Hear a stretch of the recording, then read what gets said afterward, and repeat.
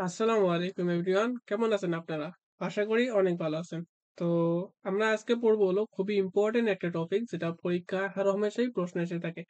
সেই টপিকটার নাম হচ্ছে মূলদ এবং অমূলদ সংখ্যা। অর্থাৎ আজকে আমরা মূলদ এবং অমূলদ সংখ্যার একদম পোস্টমর্টেম করব। একদম শুরু থেকে শেষ পর্যন্ত সবগুলাই শিখে নেব। তো এখানে শুরু করা যাক। এখানে বলছে কি যে বাস্তব সংখ্যাকে ২ শ্রেণীতে ভাগ করা যায়। একটা হচ্ছে মূলদ সংখ্যা আর একটা হচ্ছে অমূলদ সংখ্যা।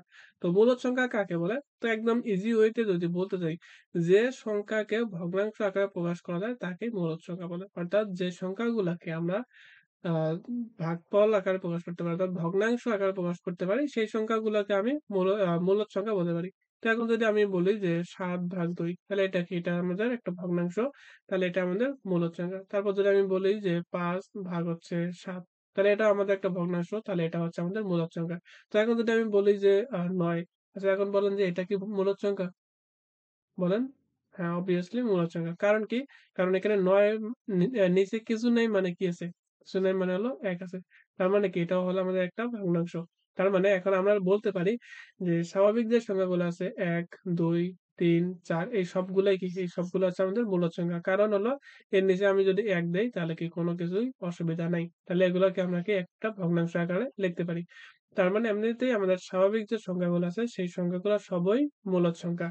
তো এরপরে আমাদের এখানে কয়েকটা উদাহরণ দেওয়া আছে। তো উদাহরণগুলো একটু ভালোমতো দেখে নেই যাতে পরবর্তী অ্যান্সার দেওয়াগুলো আমাদের খুবই ইজি হয়ে যায়।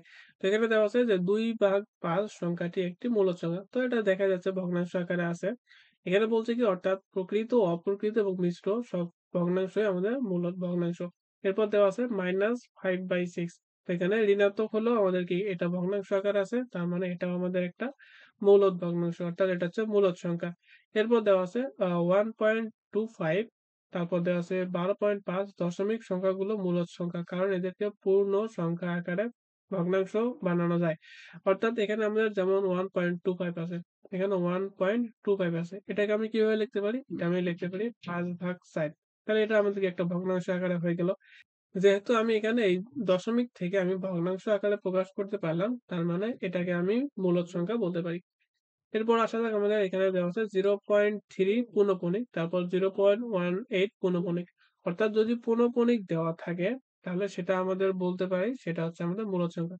পূর্ণপণিক জিনিসটা মেইনলি কি? মনে করেন যদি আমি ১ কে ৩ দ্বারা ভাগ করি, তাহলে এখানে অ্যান্সার আসবে 0.333 এরকম করে কি চলতেই থাকবে। তো এখন আমাদের তো অ্যান্সার লিখতে হবে। সারাদিন যদি ৩ দিন লিখতেই শেষ করি, তাহলে হবে? তাহলে আমরা কি করব? আমি 0.3 দিয়ে এখানে একটা উপরে একটা ফোঁটা দেই। এই ফোঁটা দ্বারা বোঝায় যে এটা যে পূর্ণপণিক অর্থাৎ ৩ দিন এখানে চলতেই আছে। তবে এমন কোনো যদি একটা সংখ্যা হয় যেমন এখানে আরেকটা সংখ্যা দেওয়া আছে ১৮ ভাগ হচ্ছে ৯৯ তাহলে এটা যদি আমি দেই তাহলে অ্যান্সার কত আসবে? অ্যান্সার আসবে হলো ১, ৮, ১, ৮, ১, ৮ এরকম করে কি ১, ৮, ১, ৮ করে চলতে থাকবে।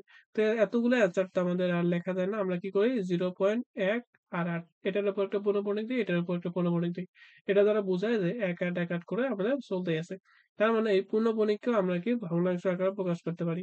যেহেতু পূর্ণপণিককে আমরা ভগ্নাংশ আকারে প্রকাশ করতে পারি তাহলে এটা হচ্ছে আমাদের একটা মূলদ সংখ্যা অর্থাৎ পূর্ণপণিক হচ্ছে আমাদের মূলদ সংখ্যা। তো এরপর বলছে কি যে, যেকোনো পূর্ণ সংখ্যার বর্গমূল হচ্ছে মূলদ সংখ্যা। অবশ্যই একটা নোটেট করার জিনিস সেটা হচ্ছে পূর্ণবর্গ সংখ্যা। পূর্ণবর্গ সংখ্যার যদি আমাদের বর্গমূল বের করি তাহলে সেগুলো হচ্ছে মূলদ সংখ্যা। আর যদি পূর্ণবর্গ নয় এমন কোন সংখ্যার বর্গমূল বের করি তখন সেটা হয়ে যাবে আমাদের অমূলদ সংখ্যা। তো পূর্ণবর্গ সংখ্যা কোনগুলো? যে মনে করেন ৫ এর উপর স্কোয়ার দিলে কত হয়? ২৫ তাহলে এটা হচ্ছে পূর্ণবর্গ সংখ্যা। তারপর ৬ এর উপর স্কোয়ার দিলে কত হয়? ৩৬ তাহলে এটা হচ্ছে পূর্ণবর্গ সংখ্যা। তারপর যদি আমি কই ১০ এর উপর স্কোয়ার দিলে কত হয়? ১০০ তার মানে ১০০ হচ্ছে আমাদের পূর্ণবর্গ সংখ্যা। অর্থাৎ এই যে বর্গ সংখ্যা আমরা কোন একটা সংখ্যাকে বর্গ করে যে মানগুলা পাই সেগুলো হচ্ছে আমাদের পূর্ণবর্গ সংখ্যা। তো এই পূর্ণবর্গ সংখ্যাগুলোকে যদি আমি রুট করি তাহলে এখান থেকে দেখেন এই ২৫ কে রুট করলে ৫ পাচ্ছি, ৩৬ কে রুট করলে আমরা কত ৬ পাচ্ছি। আর ১০০ কে রুট করলে আমরা ১০ পাচ্ছি। অর্থাৎ পূর্ণবর্গ যদি কোন সংখ্যা থাকে সেগুলোকে আমরা রুট করলে আমাদের সুন্দর একটা আমরা পূর্ণ সংখ্যা পাবো। এই পূর্ণ সংখ্যাগুলো তো অবশ্যই আমাদের কি মূলদ সংখ্যা। তার মানে পূর্ণবর্গ সংখ্যার যদি বর্গমূল করি তাহলে সেটা অবশ্যই আমাদের মূলদ সংখ্যার মধ্যে পড়বে। এরপর আসা যাক বলে যে আবার কোন সংখ্যার ঘনমূল পূর্ণ সংখ্যা হলে তা মূলদ সংখ্যা। অর্থাৎ এখানে এই যে এটা আছে এটাকে আমরা আ মূলদ সংখ্যা বলতে পারি। কারণ হলো দেখেন এখানে দেওয়া আছে, এখানে আছে ৩ আর এখানে আছে ৮। তো আমি একটা কাজ করতে পারি এখানে। এখানে ৩ রাখলাম। এই ৮ কে আমি 2 টু দি পাওয়ার ৩ লিখতে পারি। অর্থাৎ ২ এর পাওয়ার যদি ৩ দেই তাহলে সেটা ৮ হয়। অর্থাৎ ২ গুণন ২ গুণন ২ তাহলে ২ দুগুণে ৪, ৪ দুগুণে ৮। তাহলে কি ৮ কে আমি এভাবে ভেঙে লিখতে পারি না? ৮ কে ভেঙে লিখতে পারি ২ গুণন ২ গুণন ২। তাহলে এইটাকে আবার লিখতে পারি এখানে কি ৩ টা ২ আছে, তাহলে ২ এর পাওয়ার ৩। এর জন্য আমি এই ৮ কে ভাঙায় লিখলাম ২ এর পাওয়ার হচ্ছে ৩। আচ্ছা এখানে একটা বাংলা ৩ দেই। তাহলে এখন আমরা লিখতে পারি কি ২ এখানে আছে আর এই ৩ এখানে আছে। তারপর এখানে এই ৩ টা আছে এটা হয়ে যাবে ১ ভাগ হচ্ছে ৩। তাহলে এখন যদি আমি করি তাহলে ৩ গুণন হচ্ছে ১ ভাগ ৩ তাহলে এই ৩ আর এই ৩ কেটে গেল। তাহলে ২ এর পাওয়ার থাকতেছে ১ তার মানে হচ্ছে ২। অর্থাৎ এই যে মানটা দেওয়া আছে এই মানটা আমি ক্যালকুলেশন করে শেষ পর্যন্ত কত পাইলাম? শেষ পর্যন্ত পাইলাম হলো ২। যেহেতু আমি ২ পাইলাম এই ২ কি? ২ হচ্ছে আমাদের একটা স্বাভাবিক সংখ্যা আর সকল স্বাভাবিক সংখ্যাই হচ্ছে আমাদের কি? মূলদ সংখ্যা। তার মানে এখানে যে এই টার্মটা আছে এই টার্মটা আমাদের হচ্ছে একটা মূলদ সংখ্যার টার্ম। তো এরপর এখানে আরো একটা উদাহরণ দেওয়া আছে। এখানে ৬৪ কে আমরা লিখতে পারি কিভাবে? ৬৪ কে লিখতে পারি ৪ এর উপর কিউব। তাহলে এই ৩ আর এই ৩ কেটে যাবে। তাহলে শেষ পর্যন্ত ৪ থাকবে। তাহলে যেহেতু আমরা একটা পূর্ণ সংখ্যা পাইলাম তার মানে এটা হচ্ছে আমাদের একটা কি? এই যে টার্মটা এটা হচ্ছে আমাদের একটা মূলদ সংখ্যা। এরপর আসা যাক যে শূন্য স্বাভাবিক সংখ্যা, প্রকৃত এবং অপ্রকৃত ভগ্নাংশ এবং সসীম ভগ্নাংশ সকল ভগ্নাংশই হচ্ছে মূলদ সংখ্যা। ১, ২, ৩, ৪ এগুলোকে আমাদের একটা মূলদ সংখ্যা। তো এগুলো আমরা একটু আগেই দেখলাম আর এগুলো আমি বুঝলামও। তারপর এখানে বলছে কি যে, যেকোনো পূর্ণবর্গ সংখ্যার রুট দিলে তার উত্তর হবে পূর্ণবর্গ সংখ্যা। তো তাই ওই সংখ্যাটিকে মূলদ সংখ্যা বলে। যেমন এখানে যে এগুলো হচ্ছে পূর্ণবর্গ সংখ্যা ১৬, ২৫, ৬৪ তাহলে এগুলোকে যদি আমরা রুট করি তাহলে এটাকে রুট করলে কত পাবো ৪, তারপর এটাকে রুট করলে কত পাবো ৫, এটাকে রুট করলে পাবো হলো ৮। তাহলে এগুলো আমাদের স্বাভাবিক সংখ্যা আর স্বাভাবিক সংখ্যা হচ্ছে আমাদের মূলদ সংখ্যা। তাহলে এটা অবশ্যই বুঝতে পারছি। তো এটাও একটু আগে আমরা বললাম যে এভাবে করতে হয়। যে ২৭ কে আমরা লিখতে পারি 3 টু দি পাওয়ার কিউব। তাহলে এই ৩ ওই ৩ কেটে যাবে। তাহলে শুধুমাত্র ৩ থাকবে অ্যান্সার। তো আমাদের মূলদ সংখ্যা বোঝা শেষ। এখন আমরা আসি হলো অমূলদ সংখ্যা। তো একদম সংখ্যাটা একদম ইজি। কিরকম সংখ্যা? যে সংখ্যা মূলদ নয় তাকে অমূলদ সংখ্যা বলে। এটার সংখ্যা মুখস্থ করার কোনো দরকার নাই। যে সকল সংখ্যা আমাদের মূলদ নয়, আমাদের কোন সংখ্যাগুলো মূলদ সেগুলো আমরা খুব ভালোভাবেই পড়লাম। তাহলে ওই রুলস এর মধ্যে যে সংখ্যাগুলা পড়বে না, এর বাইরে যে সংখ্যাগুলা থাকবে সেই সংখ্যাগুলো হচ্ছে আমাদের অমূলদ সংখ্যা। যেমন কিরকম? যে আমি এখানে √2 নেই। তাহলে আমাদের √2 এর মানটা কত আসে? যদি আমি একটু বের করি ক্যালকুলেটর দিয়ে, √2 এর মান আসে হলো 1.414 মানে √2 এর মান আসে 1.414 2135 মানে এরকম করে চলতেই থাকে। অর্থাৎ যদি কোনো একটা আ ভগ্নাংশ যদি এরকমভাবে আমাদের চলতেই থাকে তাহলে সেটাকে আমরা বলবো হলো অমূলদ সংখ্যা। তারপর এখানে আছে কি √3 তাহলে √3 যদি আমি করি তাহলে মান আসবে কত? √3 এর মান আসে হলো ১.৭৩২০৫০৮ এরকম করে কি চলতেই থাকবে। অর্থাৎ যে সংখ্যাগুলোকে রুট করলে এখানে আমাদের কোনো শেষ সীমানা থাকে না যেটার মান চলতেই থাকে। সেটা হচ্ছে আমাদের অমূলদ সংখ্যা।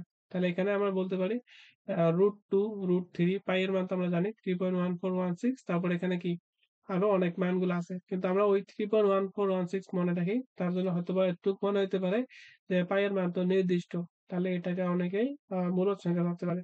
কিন্তু না পাই এর মান 3.1416 এরপর কি আরো অনেকগুলো আছে। এর জন্য যে পাই এর মানটা সেটা হচ্ছে আমাদের অমূলদ সংখ্যা। তারপর এখানে বলছে কি যে পূর্ণবর্গ সংখ্যা বাদে অন্য যেকোনো সংখ্যার উপর রুট দিলে তা অবশ্যই অমূলদ সংখ্যা হবে। অর্থাৎ পূর্ণবর্গ সংখ্যা বাদে। অর্থাৎ পূর্ণবর্গ সংখ্যা আমাদের কি ছিল? ১৬, ২৫, ৩৬ এরকম ছিল। এখন যদি আমি এখানে ২০ দেই তাহলে √২০ করলে অ্যান্সার কত আসবে? √২০ করলে আমাদের অ্যান্সার অনেক একটা বেকাপ্পা টাইপের অ্যান্সার আসবে। যেমন 4.472135 অর্থাৎ এরকম করে কি চলতেই থাকবে। তাহলে এই যে যেহেতু এখানে চলতেই থাকতেছে এর জন্য এগুলো হচ্ছে আমাদের অমূলদ সংখ্যা। অর্থাৎ পূর্ণবর্গ সংখ্যা বাদে অন্য যে সংখ্যাগুলো আছে সেগুলোকে যদি আমরা রুট করি তাহলে অবশ্যই সেগুলা অমূলদ সংখ্যা হবে। তো এখানে কিছু উদাহরণ দেওয়া আছে যদি উদাহরণগুলো দেখে নেই যে √3 তারপর হচ্ছে √2 তারপর হচ্ছে এখানে √2 √3 তারপর পাই তারপর এর মান দেওয়া আছে যে 2.718281 এরকম করে কি অসীম পর্যন্ত চলতেছে। যে মানগুলো আমাদের অসীম পর্যন্ত চলে সেগুলো হচ্ছে আমাদের অমূলদ সংখ্যা। তো পূর্ণবর্গ নয় এমন সকল সংখ্যার বর্গমূল হচ্ছে অমূলদ সংখ্যা। তো এখানে ৮, ৫ এগুলো আমাদের কি পূর্ণবর্গ সংখ্যা নয়। তাহলে এগুলোকে যদি আমরা রুট করি তাহলে সেগুলো অবশ্যই আমাদের অমূলদ সংখ্যা হবে। তারপর এরপর এখানে দেওয়া আছে যে পূর্ণ আ ঘন নয় এমন সকল সংখ্যার ঘনমূল অমূলদ সংখ্যা। তো এখানে উদাহরণগুলো দেওয়া আছে। আমরা উদাহরণগুলো এখান থেকে দেখে নিতে পারি। কোনো অসুবিধা নেই। তো এখন আমরা ডিরেক্টলি ম্যাথে চলে যাব যে দেখি আমাদের পরীক্ষায় কোথায়, কোথায় আসে। তো এখানে দেখেন একটা ম্যাথ দেওয়া আছে যেটা 25তম প্রিলিতে আসছে। তারপর 2023 আসছে কিসে? আ বিআরইবি সহ-পরিচালকে। তো খুবই ইজি একটা প্রশ্ন যে √2 কোন ধরনের সংখ্যা? তো আমরা একটু আগে বললাম যে √2 করলে কি 1.414 করে চলতে থাকে অসীম পর্যন্ত। এর জন্য এটা হচ্ছে আমাদের কি? অমূলদ সংখ্যা। এরপর আসি কি যদি p একটি মৌলিক সংখ্যা হয় তাহলে আ √p কোন ধরনের সংখ্যা? অর্থাৎ আমি একটু আগে যেটা দেখলাম যে √2, 2 কি? 2 হচ্ছে আমাদের মৌলিক সংখ্যা। তাহলে মৌলিক সংখ্যা যদি আমরা রুট করি তাহলে সেটা কি হয়ে যাবে? একটা অসীম মান পর্যন্ত চলতে থাকবে। তাহলে সেটা হচ্ছে অমূলদ সংখ্যা। তাহলে অবশ্যই মনে রাখতে হবে যে মৌলিক সংখ্যাকে যদি আমরা রুট করি তাহলে সেটা অবশ্যই আমাদের অমূলদ সংখ্যা হবে। তারপরে আসা যাক আমাদের ৫৬ নাম্বার ম্যাথে। তো এখানেও কি দেওয়া আছে যে √7 সংখ্যাটি। তো আমরা জানি ৭ কি? ৭ হচ্ছে আমাদের মৌলিক সংখ্যা। তাহলে মৌলিক সংখ্যাকে যদি আমরা কোনো উপায়ে রুট করি তাহলে সেটা অবশ্যই অমূলদ সংখ্যা চলে আসবে। তারপর বলছে কি নিচের কোনটি অমূলদ সংখ্যা? তো এখানে ৫ আ অনেকেই বলতে পারে যে ৫.৫ আছে এটা মনে হয় অমূলদ সংখ্যা। কিন্তু না আমরা ৫.৫ কে কিভাবে লিখতে পারি? এখানে দশমিকটা উঠায় দিলাম। আর নিচে ১ দিলাম। আর এই একটা দশমিকের পরে একটা সংখ্যা আছে। এখানে একটা কি শূন্য দিলাম। তাহলে ৫৫/১০ অর্থাৎ এখানে কি আমি ভগ্নাংশ আকারে প্রকাশ করতে পারলাম। এটা হচ্ছে আমাদের মূলদ সংখ্যা। কিন্তু দেখেন এখানে √3 আছে। আমাদের ৩ হচ্ছে মৌলিক সংখ্যা। আর মৌলিক সংখ্যাকে যদি আমরা রুট করি তাহলে সেটা অবশ্যই অমূলদ সংখ্যা। তার মানে অ্যান্সার হবে আমাদের খ নাম্বারটা। এরপর আসুন যে এখানে বলছে যে মূলদ সংখ্যাটি হলো এইখানে যে মানগুলা দেওয়া আছে সেই মানগুলোর মধ্যে আমাদের কোনটা মূলদ সংখ্যা। তো আমরা একটু আগে আমরা এটা প্র্যাকটিস করে আসলাম যে এখান থেকে আমরা এটার অ্যান্সার পাবো কত? এটার অ্যান্সার পাবো 2 আর 2 যেহেতু স্বাভাবিক সংখ্যা তাহলে সেটা আমাদের অবশ্যই মূলদ সংখ্যা হিসেবে কাউন্ট করব। তারপর এখানে ইম্পোর্টেন্ট একটা নোট দেওয়া আছে যে মূলদ আর অমূলদ খুব ভালোভাবে বুঝতে অনেকেরই সমস্যা হতে পারে। খুব বেশি জানতেই হবে এমনটি নয়। কারণ মূলত অমূলত প্রমাণ করা একটি বিশাল আলোচনা সাপেক্ষ ব্যাপার। সাধারণ পরীক্ষার জন্য যার বিস্তর প্রমাণের প্রয়োজন নেই। অর্থাৎ এখানে আমাদের যে মূলত আর অমূলত যে বিষয়টা আছে সেটা অনেক বিশাল বড় একটা টপিক। আমাদের সাধারণ পরীক্ষার জন্য এত বিস্তর প্রমাণের কোনো দরকার নাই। তাই বিগত বিভিন্ন চাকরির পরীক্ষার প্রশ্ন থেকে দেখা যায় যে প্রতি বছর সাধারণ কিছু নির্দিষ্ট সংখ্যা থেকে প্রশ্ন আসে। অর্থাৎ কিছু নির্দিষ্ট সংখ্যা আছে যেগুলো ঘুরে ফিরেই পরীক্ষা আসে। তো শুধুমাত্র সেগুলো অনুশীলন করলেই আমাদের কি হয়ে যাবে। তো এখন আমাদের ৫৯ নাম্বার ম্যাথে বলছে যে নিচের কোনটি মূলদ সংখ্যা? তাহলে ১১ এখানে কি আমাদের ১১ হচ্ছে আমাদের একটা মৌলিক সংখ্যা। তাহলে অবশ্যই এটা কি মূলদ সংখ্যা নয়। তাহলে এটা হচ্ছে না। তারপর এখানে যে ৬ আছে, তাহলে আমরা পড়লাম একটু আগে যে পূর্ণবর্গ যদি সংখ্যা থাকে তাহলে সেটা মূলদ সংখ্যা। কিন্তু এখানে কি আমাদের ৬ পূর্ণবর্গ সংখ্যা নয়। তার মানে এখান থেকে কি পাবো? এখান থেকে আমরা অমূলদ মান পাবো। তারপর এখানে দেখেন এই যে রুটটা আছে, রুটটাকে যদি আমি ভেঙে দেই, এখানে নিচে √7 পড়বে। তাহলে √7 কি? অবশ্যই সেটা মৌলিক সংখ্যা। আর মৌলিক সংখ্যার রুট হচ্ছে আমাদের কি? অমূলদ সংখ্যা। তাহলে এটা হচ্ছে না। তারপর এখন দেখতে হবে এটা। তাহলে এখন দেখতে হবে এটা কিভাবে আমাদের অ্যান্সার হওয়া উচিত। কারণ ৩ টা যেহেতু বাদ পড়ে গেছে তাহলে এটা অ্যান্সার হবে। এটা অ্যান্সার কিভাবে হয় সেটা একটু আমরা দেখতে যাচ্ছি। আমরা ২৭ কে ভেঙে কিভাবে লিখতে পারি? ৯ গুণন ৩ লিখতে পারি। অর্থাৎ ৩ নং ২৭ আর নিচে আমাদের ৪৮ আছে। আমরা লিখতে পারি ১৬ গুণন ৪ অর্থাৎ ৪ ষোলং ৪৮। তাহলে এখন যদি আমি রুটটা যদি ভেঙে দেই, এই রুটটা আমি 9 এর উপর দিব তাহলে আসবে কত? ৩ তারপর গুণন এই রুটটা আমি এই ৩ এর উপর যদি দেই তাহলে এখানে √3 থাকতেছে। একই উপায়ে এখন যদি আমি এই রুটটা এই ১৬ র উপর দেই তাহলে কত আসবে? ১৬ কে রুট করলে আসবে 4 গুণন এই আ 4 কে যদি আমি রুট করি আচ্ছা এখানে একটু মিস্টেক হয়ে গেছে। এখানে আমাদের ৩ ষোলং ৪৮ হবে। আমি ৪ ষোলং লিখছি। তাহলে এখানে হবে আমাদের কত? ৩ ষোলং ৪৮। তার মানে এখানে হলো √3 তাহলে এই √3 আর এই √3 আমাদের কেটে গেল। তাহলে কি থাকতেছে এখন? থাকতেছে হলো ৩/৪ তাহলে কি এটা একটা আমাদের ভগ্নাংশ। যেহেতু এটা আমাদের ভগ্নাংশ তাহলে এটা অবশ্যই আমাদের কি সংখ্যা? মূলদ সংখ্যা। তো আশা করি এটা বুঝাতে পারছি। এরপর বলছে কি নিচের কোনটি অমূলদ সংখ্যা? তো এখানে ১ম টাটা হচ্ছে পূর্ণবর্ণিক। তো আমরা জানি পূর্ণবর্ণিক হচ্ছে আমাদের মূলদ সংখ্যা। তারপর এখানে দেওয়া আছে পূর্ণ বর্গ সংখ্যার একটা রুট দেওয়া আছে। তাহলে এটাকে করলে আমাদের ৩ আসবে। যেহেতু আমাদের কি স্বাভাবিক সংখ্যা চলে আসছে, তাহলে এটা অবশ্যই মূলদ সংখ্যা। আর এই যে পূর্ণবর্ণিক এটা আমাদের কি মূলদ সংখ্যা। তাহলে এটাও আমরা একটু আগেই দেখলাম এই যে এই জিনিসটা আর এই জিনিসটা কি একই জিনিস। এটা হচ্ছে আমাদের কি মূলদ সংখ্যা। তার মানে অ্যান্সার হবে কি কোনটিই নয়। কারণ এখানে যে ৪ টা দেওয়া আছে ১ম ৪ টা এই ১ম ৪ টাই আমাদের মূলদ সংখ্যা। তো এরপর এখানে বলছে কি ৬১ নাম্বার যে নিচের কোনটি অমূলদ সংখ্যা? তো কোনটা অমূলদ সংখ্যা যদি আমরা একটু দেখতে যাই। তাহলে এখানে 1.111 আছে। তাহলে এটাকে আমরা লিখতে পারি কি 1.1 পূর্ণপণিক। তাহলে পূর্ণপণিক থাকলে আমরা বলতে পারি এটা হচ্ছে মূলদ সংখ্যা। তারপর এটা কি আছে? এটা 1.1010 অর্থাৎ 1010 করে বারবার আসতেছে। এর জন্য আমরা কিভাবে লিখতে পারি? 1.1 পূর্ণপণিক, তারপর 0 একটা পূর্ণপণিক দিতে পারি। মানে এটাকে আমি কিভাবে লিখতে পারবো? এটাকে 1.1 একটা পূর্ণপণিক দিব, তারপর 0 একটা পূর্ণপণিক দিব। তাহলে বুঝবো কি 1010 করে চলতে আছে। তার মানে যেহেতু আমরা পূর্ণপণিক আকারে প্রকাশ করতে পারলাম, তাহলে এটা হচ্ছে আমাদের কি মূলদ সংখ্যা। তাহলে এটা আমাদের কি অ্যান্সার হবে না। কারণ আমাদের অমূলদ সংখ্যা কোনটা সেটা বের করতে বলছে। তারপর এটাকে যদি দেখি, এটাতে দেওয়া আছে কি 1.1 আসে, তারপর 2টা 0, তারপর 1, তারপর 2টা 0, 1, 2টা 0 অর্থাৎ একই রকম করে কি চলতেছে। তাহলে আমি কি করতে পারি? 1 দিয়ে একটা দশমিক পূর্ণবর্গ দিতে পারি। তারপর 0 দিয়ে আরেকটা 0 দিয়ে এখানে একটা পূর্ণবর্গ দিতে পারি। তাহলে যেহেতু এটাকেও পূর্ণবর্গ দিয়ে প্রকাশ করতে পারছি, তার মানে এটাও কি মূলদ সংখ্যা, এটা অমূলদ সংখ্যা নয়। কিন্তু এখানে দেখেন যে এখানে আমাদের মধ্যে কোনো রুলস নাই। এখানে আছে কি একটা ১, একটা 0, তারপর এখানে একটা ১, ২টা 0, তারপর এখানে ১, ১, একটা ১, এখানে ৩টে 0 অর্থাৎ কোনো রুলস মেনে চলতেছে না। এর জন্য এটাকে আমরা পূর্ণপণিক আকারে প্রকাশ করতে পারব না। যেহেতু এটা আমাদের অসীম পর্যন্ত চলতেই থাকবে, এর জন্য এটা হচ্ছে আমাদের অমূলদ সংখ্যা। তাহলে অ্যান্সার কোনটা হবে? অ্যান্সার হবে আমাদের ঘ নাম্বারটা। তো এরপর আসা যাক আমাদের মোস্ট ইম্পোর্টেন্ট একটা প্রশ্ন, আর ইন্টারেস্টিং ও। বলছে কি যে একটি বৃত্তের পরিধি এবং ব্যাসের অনুপাত কোন ধরনের সংখ্যা? তাহলে আমরা বৃত্তের পরিধি কি জানি? বৃত্তের পরিধি জানি টুয়াইস পাই আর, এবং ব্যাসের অনুপাত, ব্যাস কি জানি? ব্যাস হচ্ছে আমাদের টুয়াইস আর। মানে ব্যাস হচ্ছে আমাদের মেইনলি ডি। তাহলে ডি যেগুলো আমরা লিখতে পারি কি টুয়াইস আর। তাহলে এটার অনুপাত অর্থাৎ টুয়াইস আর। তাহলে এখানকার 2 আর এখানকার 2 কেটে গেল, এখানকার আর এখানকার আর কেটে গেল, থাকতে থাকে কি পাই। তাহলে পাই আমাদের কি সংখ্যা? পাই হচ্ছে আমাদের অমূলদ সংখ্যা। কারণ কি আমরা জানি পাই ইজ ইকুয়াল টু 3.14, এই যে 159 এরকম করে আমাদেরকে চলতেই থাকবে। তার মানে পাই যেহেতু আমাদের অমূলদ সংখ্যা, তার মানে বৃত্তের পরিধি এবং ব্যাসের অনুপাত হচ্ছে একটা অমূলদ সংখ্যা। তো এরপর এটা প্রশ্নে আসা যাক। একটু মাথা খাটাইতে হবে এখানে। মানে ভুল করার সম্ভাবনা অনেকের থাকতেই পারে। এখানে বলছে কি যে ২ টি ভিন্ন অমূলদ সংখ্যার গুণফল অমূলদ সংখ্যা। তাহলে এটা কি মনে করবে সবাই যে হ্যাঁ, এটা রাইট আছে। কারণ কি ২ টো অমূলদ সংখ্যা যদি হয় তাহলে এদের গুণফল কত হবে? অমূলদ সংখ্যা হবে। কিন্তু না, এখানে আমাদের মূলদ সংখ্যা হইতে পারে। যেমন আমাদের √2 যদি নেই, এটা কি? এটা আমাদের অমূলদ সংখ্যা। কারণ কি? এটা হচ্ছে আমাদের মৌলিক সংখ্যার একটা রুট। তারপর যদি আমি √8 নেই, তাহলে এটা কি? এটাও আমাদের অমূলদ সংখ্যা। কারণ হচ্ছে এটা আমাদের কি? পূর্ণবর্গ সংখ্যা নয়। কিন্তু যদি আমি এই দুটোকে গুণ করি তাহলে আমরা কি লিখতে পারবো? ২ গুণন ৮, তাহলে আমি লিখতে পারবো √16। তাহলে √16 মানে কি? √16 মানে হচ্ছে কত? 4। তার মানে এটা আমাদের কি? মূলদ সংখ্যা। তারপর এখানে আরেকটা উদাহরণ দেওয়া আছে যে √3 আর √2 যদি গুণ করি তাহলে √6। আর √6 কি? এটা আমাদের অমূলদ সংখ্যা। অর্থাৎ এখানে ২ টা অমূলদ সংখ্যার গুণফল অমূলদও আসতে পারে, আবার কি মূলদও আসতে পারে।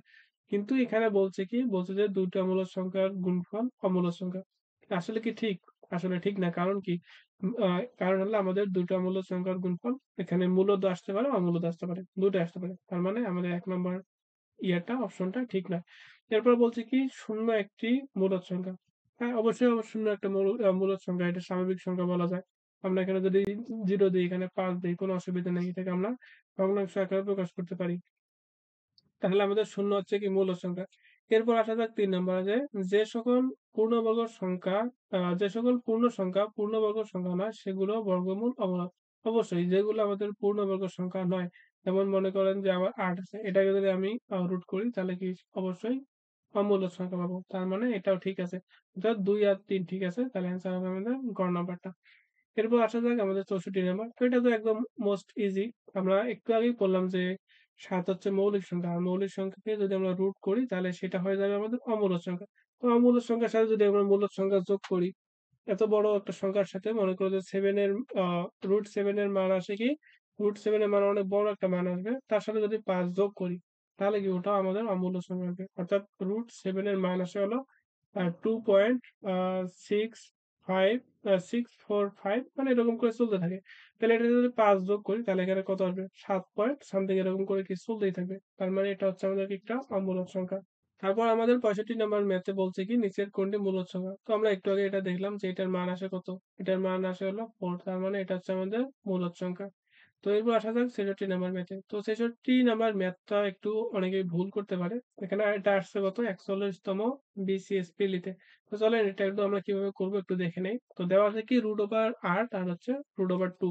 তো তো আমাদের এই মানটা বের করতে হবে। অনেকেই করবে হলো এই আ -8 আর -2 যদি গুণ করে তাহলে মাইনাস, মাইনাসে প্লাস আর এখানে থাকতেছে ৮ আর ২ গুণ করলে ১৬ তাহলে এখান থেকে 4 আসবে। তাহলে অনেকেই অ্যান্সার কি দিবে? 4 দিবে।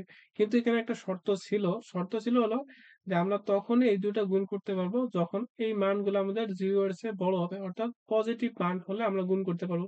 কিন্তু এখানে দেওয়া আছে নেগেটিভ মান। যেহেতু নেগেটিভ মান দেওয়া আছে তার মানে আমরা এইভাবে গুণ করতে পারবো না। তাহলে এখন উপায় কি? উপায় অবশ্যই একটা আছে। তাহলে এখন কি করতে হবে? -8 গুণন -2 যেহেতু করতে হবে, আমরা একটা কাজ করতে পারি। আমরা জানি যে অবাস্তব সংখ্যা বা জটিল সংখ্যার যে টার্মটা সেখানে হলো i² এর মান হচ্ছে 1 -1 অর্থাৎ -i² এর মান হচ্ছে -1 তাহলে আমরা এটাকে ভেঙে লিখতে পারি যে -1 গুণন হচ্ছে 8 গুণন যেখানে মাইনাস ছিল তাহলে -1 গুণন 2 লিখতে পারি। এখন কি করতে পারি? এই আ 1 এর জায়গায় লিখতে পারি কি i²। তাহলে -1 এর জায়গায় লিখলাম আমি i²। তারপরে এই 8 কে ভেঙে লিখতে পারি 4 গুণন হচ্ছে 2 কোনো অসুবিধা নেই। গুণন তারপর এখানে কি এই -1 এর জায়গায় লিখতে পারি হচ্ছে i²। আচ্ছা -i² না প্লাস i² আর কি এরপর আমি 2 কে আমি আপাতত 2 আকারেই রাখলাম। তাহলে এখন যদি আমি এই রুটটা ভেঙে দেই, তাহলে i² এর সাথে যদি এখানে i² আছে আর রুট আছে তাহলে কেটে যাবে। তাহলে শুধুমাত্র i থাকবে। গুণন এই 4 কে যদি রুট করি তাহলে আমাদের আসবে কত 2 তারপরে এই রুট এখানে 2 আছে 2 কে রুট করলে আমাদের √2 থাকলো। যাই হোক থাকলো। এখানে আমাদের i² আছে তাহলে এটাকেও যদি আমরা রুট করি তাহলে এখানে থাকতেছে i গুণন এই 2 কে যদি রুট করি তাহলে এখানে আসতেছে 2 তাহলে এখন দেখেন এই i আর এই i যদি আমরা গুণ করি তাহলে আসবে কত i²। আর গুণন এখানে তো 2 থাকলোই। আর এই √2 আর এই √2 গুণ করলে আমাদের কত আসবে? এই √2 আর এই √2 করলে 2 আসবে। তো আমরা একটু আগে দেখলাম কি যে i² এর মান হচ্ছে -1 তাহলে সেখানে থাকতেছে -1 গুণন আর 2 আর 2 গুণ করলে আসতেছে 4 তাহলে আমাদের অ্যান্সারটা আসতেছে কত? -4 কিন্তু আমাদের এভাবে অ্যান্সার আসছে হলো কত? +4 কিন্তু আমাদের অ্যান্সার হবে কত? -4 আমরা এই কাজটা তখনই করতে পারবো যখন আমাদের এখানে পজিটিভ মান দেওয়া থাকবে তখন আমরা সরাসরি গুণ করতে পারবো। কিন্তু যদি নেগেটিভ মান দেওয়া থাকে তাহলে আমরা গুণ করতে পারবো না। তাহলে এটার অ্যান্সার কত হবে? এটার অ্যান্সার হবে হচ্ছে -4 তাহলে গ নাম্বারটা অ্যান্সার। তো আজকের ক্লাসে আমরা শেষের দিকে চলে আসছি আরকি। তো ৬৭ নাম্বার ম্যাথে বলছে কি নিচের কোনটি অমূলদ সংখ্যা? তো এখানে আমরা যদি করি তাহলে এটা আসবে কত? 4 আসবে উপরে। মানে ১৬ কে রুট করলে 4 আর ৯ কে গুণ করলে কত রুট করলে আসবে ৩। তার মানে এটা একটা ভগ্নাংশ হয়ে গেছে। তার মানে এটা হচ্ছে মূলদ সংখ্যা। কিন্তু এটা যদি দেখি তাহলে ২ দিয়ে এই ৪ কে কাটলে কত পাচ্ছি? ২। এটা এই ২ কে যদি রুট করি তাহলে √2 এর মান আসে 1.414 এরকম করে কি অনেক জিনিস আসে। তাহলে এটা আমাদেরকে অসীম পর্যন্ত যেহেতু আসে তার মানে এটা হচ্ছে আমাদের অমূলদ সংখ্যা। তাহলে এটার অ্যান্সার হবে খ নাম্বারটা। তো এরপর বলছে কি যে নিচের কোনটি অমূলদ সংখ্যা? এই √2 আমাদের কি মৌলিক সংখ্যা এটা অবশ্যই কি অমূলদ সংখ্যা হবে। তারপর এটাও আমাদের অমূলদ সংখ্যা হবে। কারণ এখানেও √2 আছে। তাহলে এখান থেকে আমরা বলতে পারি যে এগুলো সবগুলা হচ্ছে আমাদের কি অমূলদ সংখ্যা। তো লাস্ট আছে আমাদের কি ই এবং পাই কি ধরনের সংখ্যা। তো আমরা একটু আগে দেখলাম ১ম দিকে আমরা দেখে আসছি যে ই এর মান এবং কি পাই এর মান। সেগুলো অসীম পর্যন্ত চলতে থাকে। এর জন্য এগুলো হচ্ছে আমাদের কি অমূলদ সংখ্যা। তো আজকের ক্লাসে এতটুকুই। তো আশা করি ভালো মতোই বুঝাইতে পারছি মূলদ এবং অমূলদ নিয়ে। তো পরবর্তী ক্লাসের জন্য অবশ্যই অপেক্ষা করবেন এবং এই চ্যানেলটা সাবস্ক্রাইব করে রাখবেন। তো ততক্ষণ পর্যন্ত ভালো থাকেন। আল্লাহ হাফেজ।